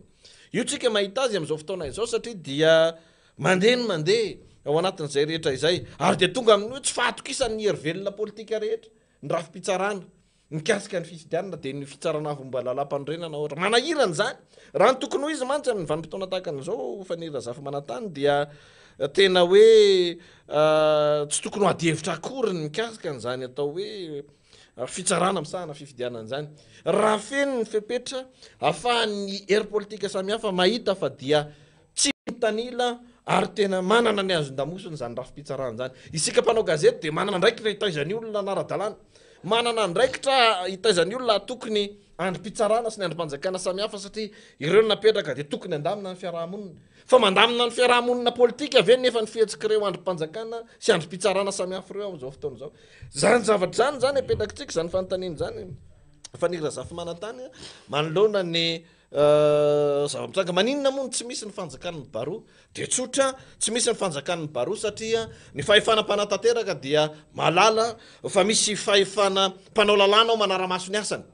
ary na ny fahefana mpanao lalàna misy ny député sy ny sénateur sy ny fahefana mpanatateraka ny misy ny président ny ministre ary mpikambana anaty gouvernemanta kosa dia malala fa misy fahefampitsara ao mitsara azy ireo rasanatria izy ireo ka miopefy fa rehefa ireo fahefan'ireo no mifangaro dia tsisy itsony ny ahafahana mifampiambina eto amin'ny firenena dia izay mieritreritra fa mpanefoefo tompony vola sy tompony fahefana no manao zay tiany atao izany rehetrarehetra zany no antony hoe raha tsy zao tsika zany ny andamina ny zany rehetrarehetra zany dia rovina dia apetrakintsika izay fanontaniana zay ary mikasika ny ambaindayan'ny fiainam-piarahamonina rehetra mihitsy rehefa mahita ny ianao ny fahasahina meopampana ataon'ny pisoloky am'izao fotoana zao fanirira zafy manantany rehefa mahita ianao ny fahasahina meopampana ataon'ny mpanao ratsy amin'ny andrimaro samihafa am'izao fotoana zao dia mametra-panontaniana ianao hoe nahoana kosa moa ny olona nitsosa volamena azy mivadika bolongamby eo ampelantanany ny mpitondra inona ny mahatonga an'izany dia nahoana zany no tsy vaky-batsila na tsy fatapoko tsy fatapirenena hoe iza daholo ny voarakitra voapaingitra ao anatin'izany inona ny sazy mifanandrefy amin'ny olona tompony antoka amin'izany dia isika ave mpanao gazety miantso ny olo-pirenena matokisanareo ny fitondram-panjakana matokisanareo ny androm-panjakana matokisa ny rafipitsarana fotsorora miteny fotsiny tsika reraka fotsiny tsika mpanao gazety manao ny anjara asantsika mitaizany olona mba hatoky ny rafipitsarana anara-dalàna sy ny sisa satria ny zavatra hitan'ny olo-pirenena mihitsy no mitarika azy ny amin'ny hoe ny lehibe ny fitaratra inona nefa ny zavatra hita sy azo jerena amin'reto mpitondra sy mpanao politika reto izay tafiditra amin'ny fitondrana ohatra ny ahitana lesoka daholo ary mitovitovy foana ny zavatra miverimberina momba ny hoe fanararota-pahefana alatra volam-bahoaka fanodikidinam-bolam-bahoaka manipulation amin'ny resaka fifidianana zany rehetrarehetra zany fikirakirana ny lalàna arak'izay mapetipety azy zany zavatra zany hita miariary am'izao fotoana zao tafiditra ao anatin'ny aotsika faretiny hoe somam na faratapony amin'ny endrika fandika-dalàna samihafa no misy ato amin'ny firenena ary ny olana ihany koa anatin'izay fa nira zafy manantany raha ohatra ane ireo anivony collectif des candidats sy ny vahoaka miaraka aminy ka azo fafana fotsiny hoe ianareo dia tsy malagasy ary tsy mipetraka eto Madagasikara dia ozytsika hoe efa niova ny fitantanana mety ho efa pensée unique na parti unique no misy eto amin'ny firenena hitondrana ny firenena am'izao fotoana zao inona kosa moa no tokony mbola isinina devitra fa ny zava-mitranga dia zao malagasy ireo vahoaka miaradia am'ireo lay collectif des candidats reo ary malagasy tompony Madagasikara ihany koa ireo collectif des candidats hitanan'ireo candidat rehetrarehetra reo mieritreritra izy ireo fa manana didy manana ndraikitra mitovy ary am'vanim-potoana isin'ny fifidianana tahakan'izao no heveran'izy ireo fa tokony ampisongadina ny zany fahefam-bahoaka zany dia takiny izy ireo ny isin'ny lalao madio anatin'izany zay rehetrarehetra zay no tiako anampiana nylay anatevenana nylay famakafakana efa nentinao teo fa satria tsika moa dia miandry ny fivoarany vaovao maro samihafa fa nira zafy manantany vaovao moa zany a efa manantona atya efa lasa lavitra moa zany miazana tomadinika ireo collectif des candidats fa misy vaovao maro samihafa ihany koa mbola tsy salama Christian Taberana izany ary manaraka fitsaboana dia nisy olo-mamboaka Mambra Benrina sy nisy olo-mamboaka Rambosalama Emilien zay tonga nitsidika zany io maraina io ho amin'ny anarany reo mpiara-mitolona ny collectif sy ireo hevitra iombolana am'izao fotoana izao dia napita an'izay teny fisaorana zay ny amin'ny hoe tena tsy manadino ary manaraka an'izay hetsika ataon'ny collectif zay zany na dia mbola anatina fitsaboana ary dia mirasoa ny Christian Tabertsika fa nisy resa be teo andeha ataontsika hoe adiny ray mahery teo angamba inkazarako tomanatsoa atsika rehetrarehetra tany de toditry ny afatra misy tsika ato hoe aizany candidat citeny atao ohatrany hoe misy hélicoptera misy ny sary ny candidat citeny any ambadika any fiaramanidina dia mitondra fanazavana ny solombambaoka mamiaja Charlot zany izay voafidy tao anatin'ny distrika ny Mananjary alefatsika avy hatrany raha toka vonona namana teknisianina de ovakitsika le izy zany mba apazava nyty resaky ty satria motsika rehefa mahita vaovao tahaka izao inkajara kotomanatsoa de manao ny recoupement avy hatrany de manontany dika sy ny antony mba tsy teniteny foana zany satria betsaka de betsaka ny vaovao ato io izy io député Aja Mananjary namonjy fandevenana ny vadin-dramatoa ministra Day Mananjara no dian'ny président citeny Antomasina.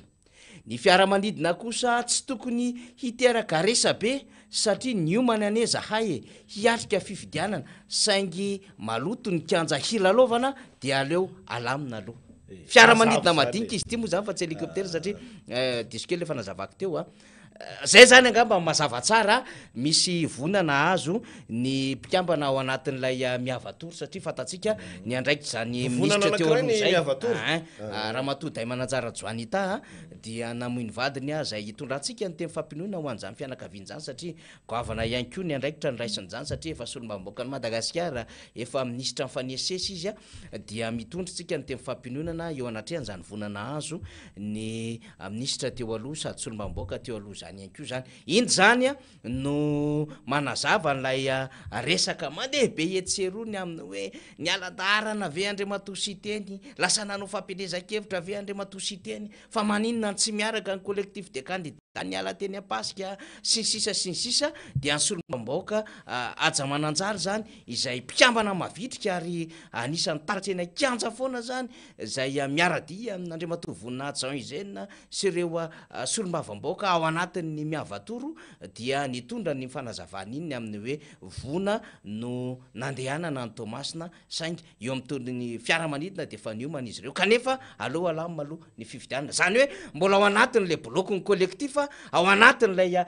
fitakina iombonana enkaja ny mpiaradi amin'Andriamatoa Siteny araky ny fanazavana nentin'ny Andriamatoa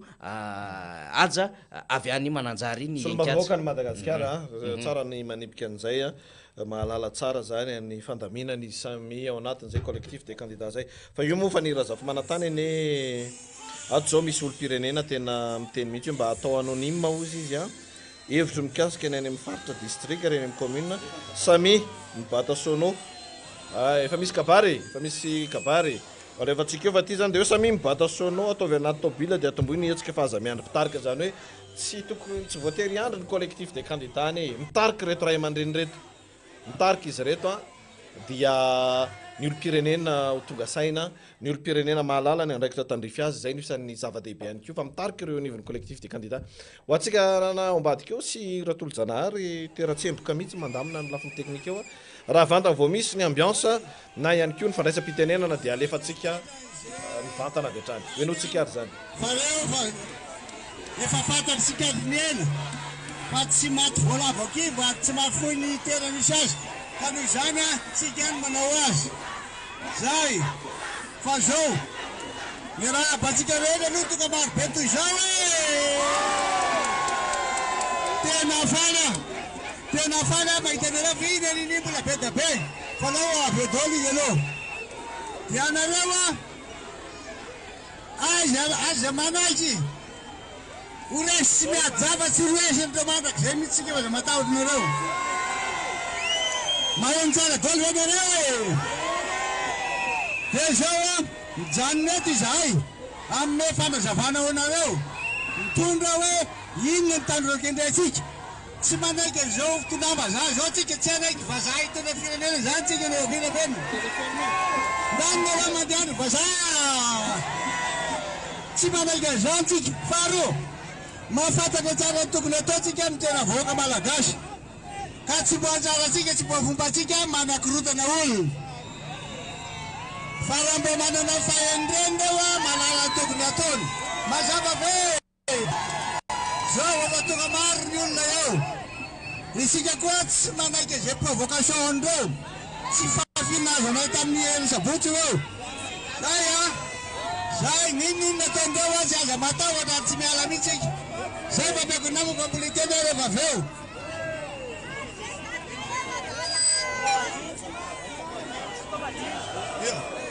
Exagération! Exagération! Exagération! Exagération! Exagération! Exagération! Exagération! Exagération! Exagération! Exagération! Mera balotama DJ! Salama balotama DJ!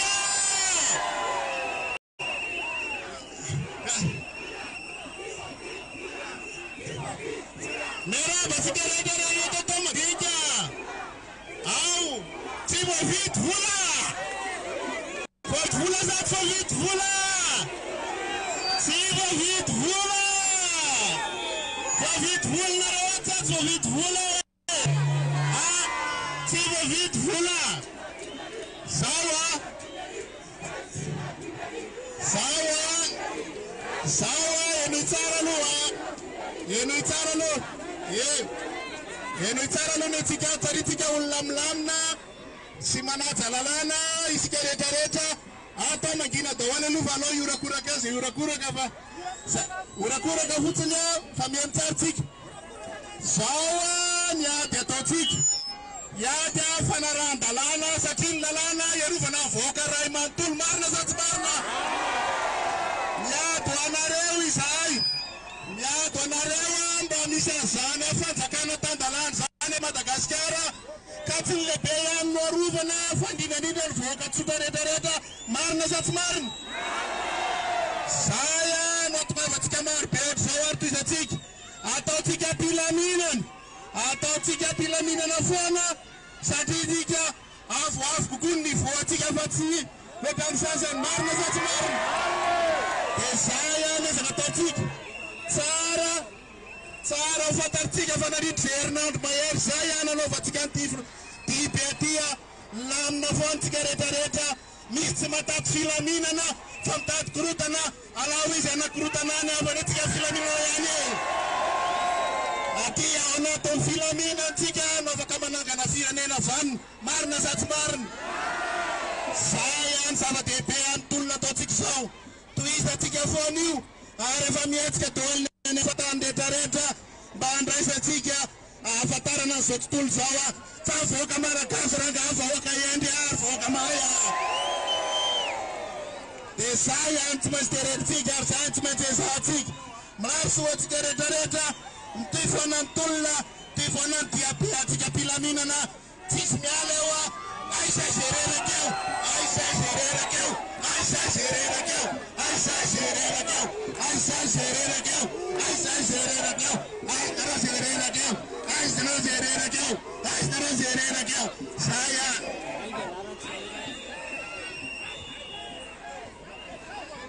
miraba anareo vahoaka anatymadinika hitapoko hitapirene zao tontolo zao fa isanandro dia mitombo isa foana isika voany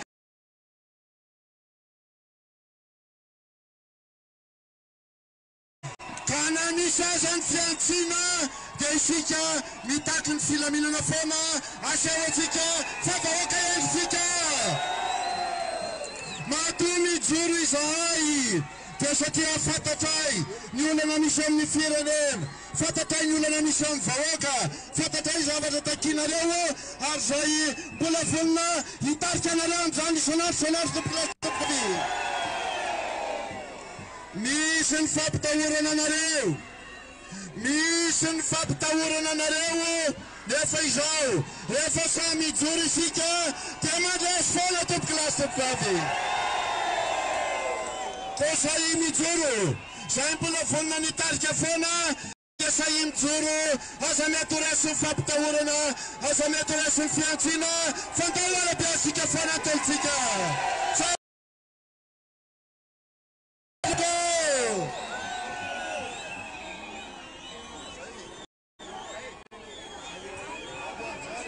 Yeah, when I Korea beto madinika niaigna tagnatin'ny fiandrianam-pirenena tsika nankitra ny 5 taona avelontsika amin'ny fiandrianam-pirenena ataontsika tandalana tsika firenena ka tsy zay ve tsy ohatra nambadibadika ka e dia zay teninava dia ametra zany ny firenena tandalana tsika amerina ny fiandrianam-pirenena tsika zany agnatin'ny 5 taona magnaraka ndraiky zay ve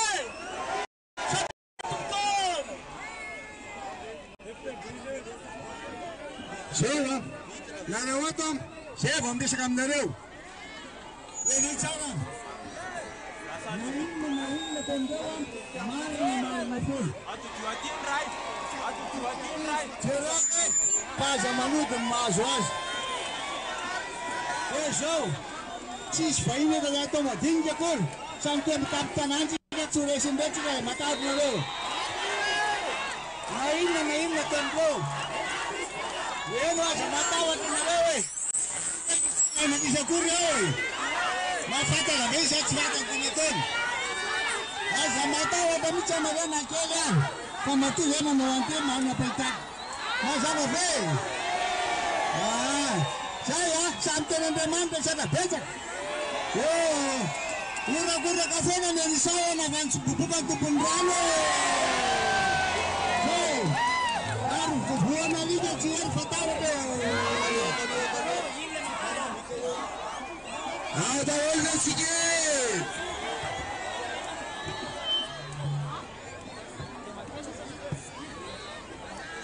Ary vahoaka raha teo madinika. Afanay foana nareo. Ary ho antsika ambadika ao dia makasitraka atsika Siratolo-Janahary moa mandamina azy eo zany a. Misy ny sary eny Kianja dia alefantsika ihany raha azo atao an'ilay fenêtre kely eo akaikikaiky eo reny fa misy namana zany mampita vaovao fa nazava moa zany ny antsoantso teny ozy retolo reto hoe tsy voavidy vola ary tsy mila 5,000 manahirana moa ty raha ty fa dia zao zany a misy mitondra ihany koa ny sary a fangaro ao zany amin'izao fotoana zao a mpanao fihetsiketsehana amin'ny andaniny anankiroa raha ny zava-misy a mazava moa zany toromarika hoe tsy mila tsy mahazo amin'ny CD amin'ny provocation a ataon'ny reto olona ireto fa dia misy ihany koa ny mampitany amin'ny hoe mila fahamalinana satria dia hoe misy manangona vato a mitandrina tsara daholo zany nafinaritra le sary teo ry izy ho antsika rehetra malagasy dia mila tezainy maneho hevitra ao anatin'ilay atao hoe samy manana ny heviny a dia maneho an'izany hevitra zany mpilamina na pitonina fa ny teny Kianja moa zany dia nahalalana ny amin'ny hoe fisiny zay karazana provocation zay a zay atao ny fahendrena ny tondrana nyty raha ty ary nampiavaka ny teo anivon'ny collectif des candidats dia ny fanentanana ny olona tena hijanona ao anatin'ny filaminana mba tsy isiany ny fifandonany samy sivily izany na dia eo aza zany ny fisian'ny mpanao fampelezan-kevitra lanjalanja pancarte teo ny fanotonana vola be misy mahazo ohatrany amin'ny 5 alina sy 2 hetsy ariary isan'olona hoentina midina eny Kianja ao anatin'izay atao hoe fanaovana fampelezan-kevitra zay miainga avy amin'ny 4 alina ariary eo ihany koa no hoe fanangonana olona anaparitaka na anakorotana tsy ampahomby ny hetsika ataon'ireo teo anivon'ny collectif des candidats ireto a dia hitantsika teo fa na tsy mifanalavitra teo azy any andaniny anakiroa dia nandiaraka ny tokony ho izy ihany zay faneho-kevitra izay ny eny Kianja amin'izao fotoana izao fa ny Razafa Manantany no andrasantsika zany hoe mitodika makaiza ary manao ahoana ny toy ny hetsika ny mahazatra moa zany ao aorianan'ny fombiazany fidinana eny Kianja tahaka an'ireny kabary fandimbiasana tahaka ireny dia mirava mpilaminana ireo mpiaradia amin'ny collectif des candidats zany tamin'ity androany ity nisy endrika hafa teo tena tiako be ho alay sary teo tsika zany dia mitaiza foana eny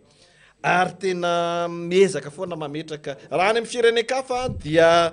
fahitany hoe misy mpanao fihetsiketsehana amin'ny andaniny roa fa any amin'ny firenekafa rehefa misy hoe mifanohitra evaka samy manao fihetsiketsehana dia ilay conviction mihitsy no hijoroana ilay farisen-dahatra mihitsy no hijoroana tsy hahenona ohatran'ny aty amintsika ohatran'izao hoe tena nijaraina vola tasy dia nitaterina tamin'ny fiara ny angy avy eny Ambohimanarina Soavy Masoandro dia aterina eny Andotapenaka mba hifanehitra amin'reto eo anivon'ny collectif des candidats reto araka ny information zany azonay teny Kianja zany am'izao fotoana izao tsy misy an'izany ny ivelany fa conviction fanontaniana zany de hoe tena resy lahatra amin'ny tena hoe antony jorony izy ireo ve ny andaniny sy ny ankilany zay zany ny fanontaniana mipetraka na ho an'ireo pomba ny manohana ny hetsika sy ny fitakiana fifidianana madio sy mangarara ataon'ireo nivony collectif de candidat na ireo izay nomena ny lanjan'ireny pancarte ireny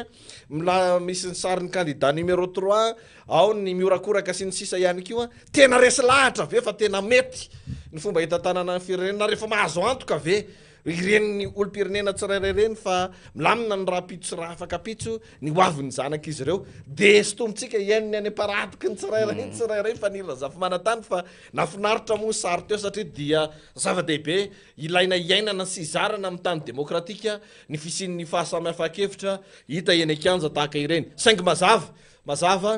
fa misongadina ny filaminana izay tariana anreto eo anivon'ny piaraka amreto nivony collectif de candidat ireto zay mantsy namana technician nanotaniko teo mbola mandeha tsara ve ny fampitanina mandeha tsara ya ok lamina tsara zany fa niry raha zafy manantany ny fanampim-baovao eny am'sena koa efa misy vaovao raitsika fa sady manamarina kely an'izay antsika indrindra satria moa tsika zany ezaky ny azo sary ho an'ny andany sy ny akilany rehefa tranga ohatr' zao iankiaja ilainy ny olo-pirenena mihitsy mahazo azany satria mizara vaovao nataotsika moa zany raha nanaraka ny an'ny collectif sy ny gabaritsika teo dia nisy ankio zany reo mpanohana ny laharana fahatelo zay nanao fihetsiketsehana manoloana nyreto collectif de candidat ireto de efa any amin'ny namana technicien any ny sary misy sombony kely dia mbola mandrindra ao zareo zany fa rehefa voniny zay dia ezahantsika ny mandefa azy eto amintsika ireo zany ity le sary zany namana enkaja zay alefatsika tataka zao zany reo nanao fihetsiketsehana rehefa milamy mara-piainana lamina zany ny fiainany retolony reto na azo tranomory reto ary isan'ny atao hoe milamina amin'ny fitsabona sy ny fampianaran-janaka tsy mahita délestage retolony reto ary efa mahazo antoko retolony reto fa dia milamina tsara ny fifidianana zay ho avy eo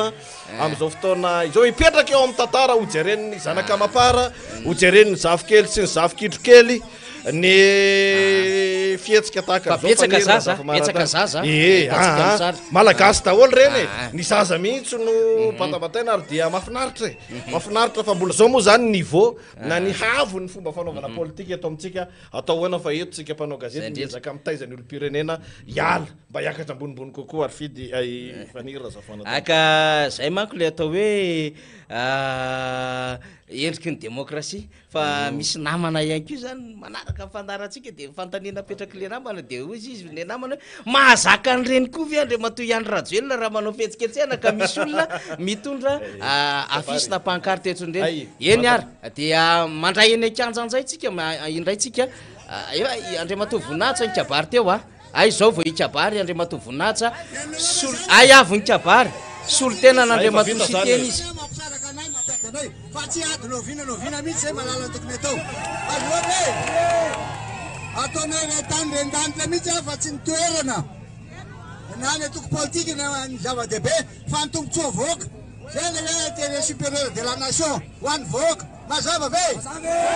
enareo miaraka aminay retsy mba niarakaraka ao foana namanisy ara-tsainy telo ahoana reto madiniky reraka sa tsy mbola reraka tarindray arale ay zay zay reraka eo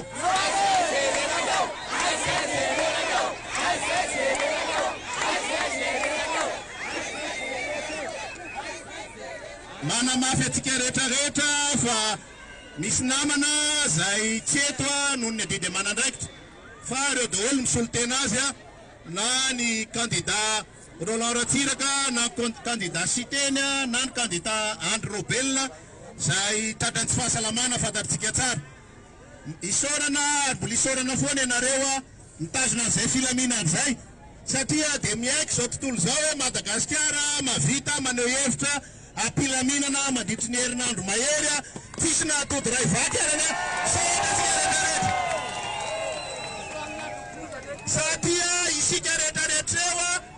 no avy Madagasikara satria olona mahay miaina,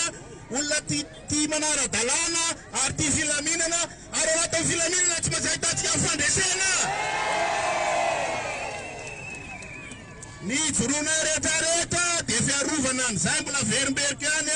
fiarovana ny tany-tan-dalàna satria izay ihany any mba afaka ahafahan'ny vahoaka rehetrarehetra mitovy lety. Marina sa tsy marina? Ny lalàna ihany ny tohizantsika fa raha mbola misy mieritreritry ambony lalàna dia mazava ho azy zany tsy androso mihitsy ny firenentsika da tia mieritreritry izy fa nazy rery ihany i Madagasikara, nefa Madagasikara atsika ray manontolo. Izao mbola miezaka foana,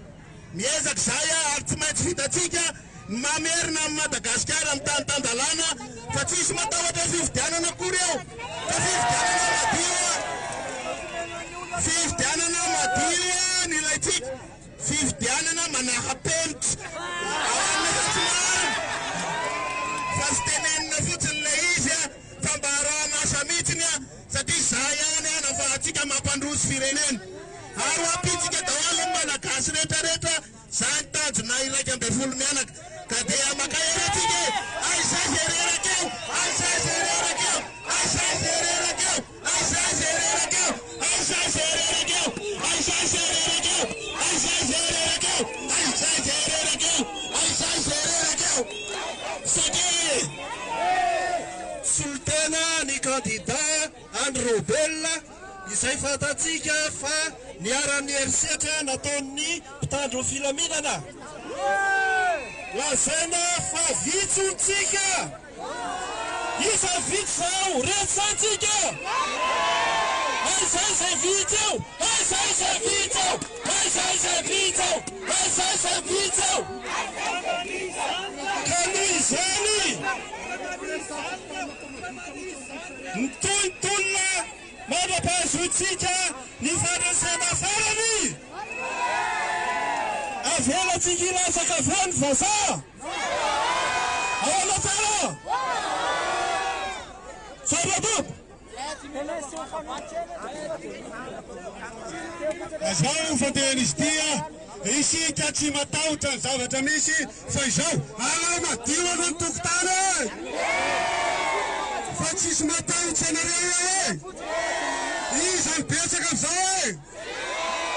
oke sa tsy oke mariny zany salama daholo tsy maintsy mandrasa ny tolona isika tsy miembotra na maina ny andro na lena dia tsy maintsy mirosatra amin'ny farantsika ary tsika tsy matahotra nizaniza fa tsika manao marina sy ny rariny. Marina sa tsy marina? Rasatsika manahoana daholo izay landeha kely taorina teo misy moto angamana ko arivo manaraka tsika tsy mandahatra satria leony le zavatra tsika vetsy leony zavatra jiry maty isan'andro leony leona leo tsy mampianatra mpianatra leo zavatra rehetrarehetra tsy manjary leo fanisakitsahan-dalàna dia tsika koa olona lehibe le hotoana zareo olona tsy manara-dalàna satria vazaha dia ketrika vesany mba mandratsika andazatsika taloha tamin'ny 47 efa firy ny maty dia mbola verina ndraiky eo le misy fotanao le zanany leo eo le zananao TGV tanora kaneny vaovao reo anokanatsika fa tsy mety fa tsika tsy manaiky aza fa maheresa ataotsika foana ny tolona tsy avelatsika io raha tsy tena hitatran'ny farany maheresa ry havana Andriamanitra anombatsika satria famarinana nandehanantsika sotra to atsakano ny tana zay tsy anasa avakoa atsakano ny tana zay tsy anasa atsakano ny tana zay tsy mazaka vity-piana atsakano ny tana zay tsy mazaka delestasy tsika rehetra eo matotsika tonga eto dia manofo tsika am'izany tantandalana zany noho izany alao ela avakopy fa kely sise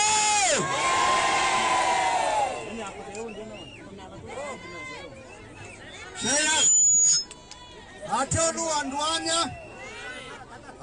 androany fa mahalala tsara sika Efa lava be zaiko. Mbola lava be nataontsika. Zay fa dia misaotra makasitraka be da be. Tena mahafaly mihitsy ba hitanareo ary zay tsy amitenio mbola be ny sisa mbola matahotra nareo. Zay yo.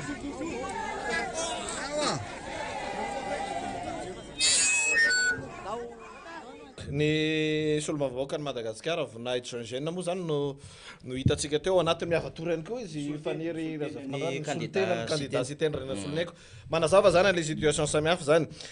zavatra tsapako teo sy hitanao ihany koa faniry nijanona teo amin'le toerana izay nahitana an'ireo lay manohatra le candidat raiky ambin'ny folo ihany kio ary nijanona naritra ary nijanona naritra tsy hoe folo minitra na 5 minitra fa minitra maro be mihitsiny zany ary de masamby kabary ny kabary entsika teo nanokatra azy ny Flomar Karavalmany tsika tsy matahotra zany ary tsika tsy miditra anatina provocation fiatsiny fa Andriamatoa Ajo Andrenanarively ihany koa de tena anisan'ny mpanentana mafana fo misy teny Ankanja zany satria ay zay zay resy eo ay zay zay reraka eo de ny feo tao ambadika zany moa ho an'ireo mpanaradia ny candidat de hoe tsy voavidy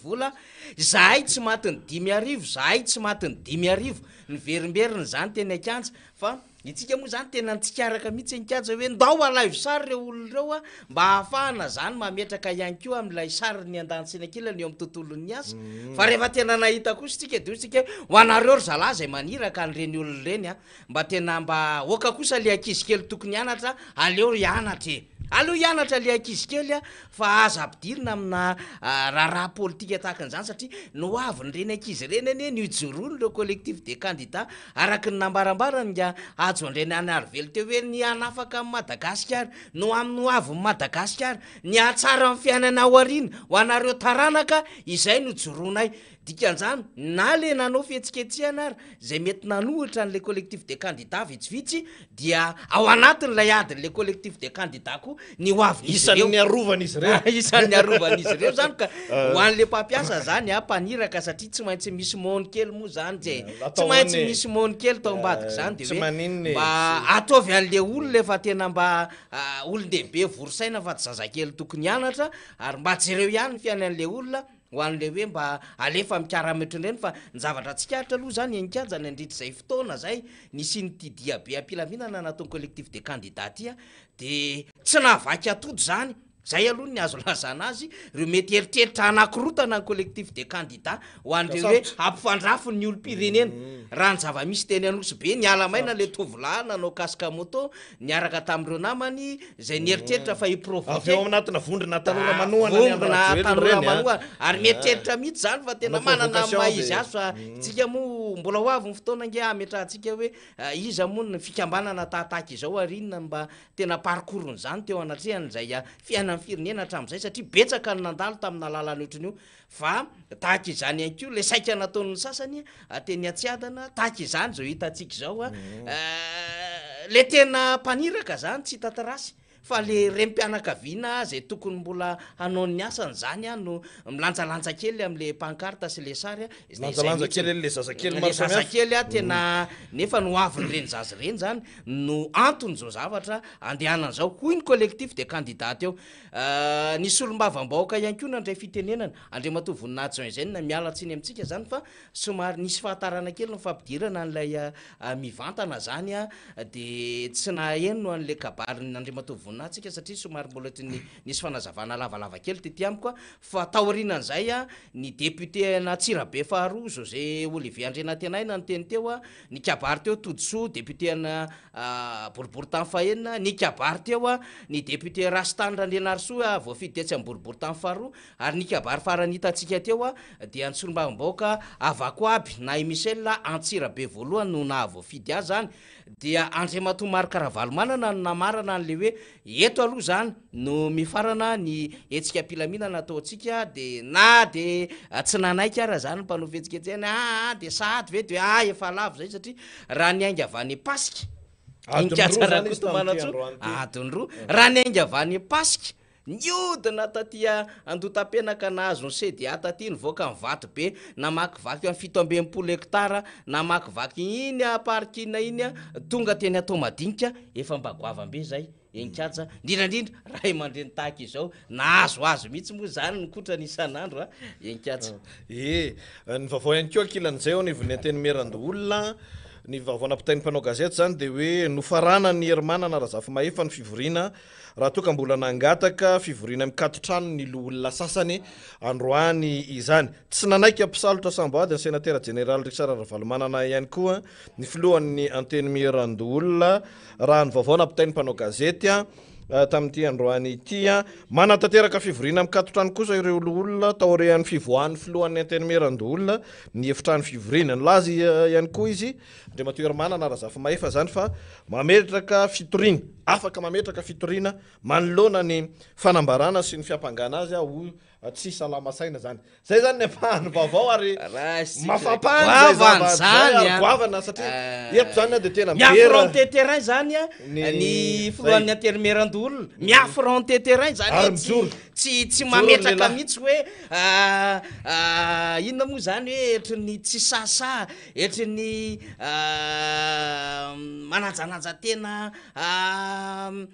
manina moa zany piripiro zay mihitsiny fa tena miaffronté an'le terrain ary mijanona ao anatin'ny ara-dalàna satria anatin'ny ara-dalàna ny filohan'ny anteny-merandoolona no manokatra an'le session ary izy nanakatanazy sisy dikan'itsony ao arinan'izay ny fivoriana satria ary tsy nametraka samboady amin'le olona jeverina zany fa zany zavatra zany andray an'le toerana ataontsika mihitsy hoe raha politika misy heviny lehibe fa angontsika ny vaovao samihafa ny fivoarana zany ho resantsika ny vahiny samihafa izay verina fa mbola ho tonga eto fa zao aloha amin'ny ray ora latsaka 10 minitra zao latsaka 4 minitra isentrokelitsika aloha tahaka ny mahazatra apitsika kely fotsiny le vaovao satria misy manontany manko enikajy hoe complet ve ny candidat teo dia complet tsara satria tonga tao itahina Razafinjoelina tonga tao ihany koa ny candidat Brunel Razafy Tsiandrofa ny candidat Paraine Auguste ihany koa de tena toerana raha ny vaovao voaraintsika ary ireo mpitolona moa zany nahitana n'Andriamatoa Girivo Randrenarsoa ihany koa tena toerana teny zany zay nananandraikitra teo aloha natahtsika azo farany tamin'le tolon'ny 370 député dia io izy io amin'ny sary io zany miaraka ny Ramatoa Voangy zay solombaoaka tsy mondrano ihany koa zany de zao zany mamoaka sary zany tsika mba ahitana le hoe misy karazany olona marobe zany manaraka an'izay tolona izay tsetsatsetsatsyaritra de mitondra sary tsika maromaro mihitsy satria vaovao voaraiko ihany koa zao fa ny Razafy Manantany ny ao anivon'ny diaspora de hoe andefa solotena ty ihany koa ry zareo fa andrasana moa zany rehetrarehetra izany hoe misy malagasy zany nahatrany ivelany any mody tanyrazana am'izao fotoana zao anatevina ty fitakina eto amin'ny firenena ity ankilan'izay complet mihitsy ireo candidat tena marina zany fa ny Razafy Manantany satria nahitana solotena daholo zany ny tsy teo fa izay eto toerana dia hita teny ny tsy teo moa zany de ny candidat Robelanty sy ny candidat Siteny ndrena solonaiky fa nahatonga candidat Roland Ratsiraka koa fa candidat Roland Ratsiraka ihany koa nahitana solotena ihany koa roa mihitsy ny solotena ny candidat Robelanty teny Andriamatoa Désiré secrétaire national ny antoko Anjomara sy Rivo-Baovao sy Andriamatoa Nirina Rakotoarjona fantanina aperaky ny olona ato moa zany hoe ahoana ity fametrahana samboady ny Richard Ravalomanana ataony ny filoha lefitry ny Senaty zany rehetrarehetra zany zay zany nitoyany rehefa nisokafan'ny filohan'ny anteny-merandoolona de nifarana n'le fivoriana hoe tapitra de tao aorianan'izay zany reo lay sénateur mbola niroso tamin'izay fametrahana samboady nataony filoha lefitry ny Sénat zay inona re olona zany rehetrarehetra zany tsy hiditra ao anatin'ny famakafakanany zany aloha fa iandrasantsika ny izay iverintsika fa tompony andraikitra mafehany zany kisarisary politika samihafa zany rehefa avy eo de iverenatsika ho resahana atao anatin'ny fandarina angaredona fa isentrotsika aloha isentrotsika de alefatsika aloha ny générique dia miditra ny dokavarotra samihafa avy any am'ireo lay fahitalavitra sy onjam-peo isan-karazany mandray ny fandarantsika angaredona amin'izao tandro be nanary zao de miverina eto tsika raha vantany vao afaka miverina eto ka vita daholo izay dokavarotra fifanarana zay tsy tapitra akory zany ny fandarana angaredona satria milaza eto ny mpanao gazety Fanily Razafy Manantany fa tena misy vaovao mihitsy zay vaitsika am'izao fotoana zao angoninay de fakafakaitsika ho resantsika amin'ny Antsipriany rehefa avy eo raha vonintsika mirotsaka avy hatrany misy entoka kely vetivety ary rehefa avy eo ndray fotoanantsika tompoko lasy tompoko vavy